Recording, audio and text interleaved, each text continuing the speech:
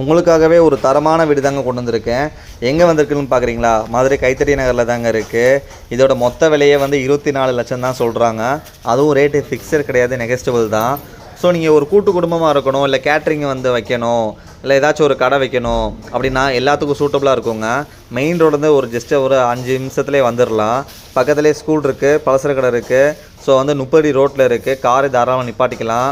இங்கே சூப்பராக எப்போயுமே நல்ல தண்ணி வந்துக்கிட்டே இருக்கும். நீங்கள் நல்ல தண்ணி நல்லா புழங்கிக்கலாம். பில்டிங் பார்த்தீங்கன்னா அவ்வளோ அருமையாக இருக்குது, குவாலிட்டியாக இருக்குது.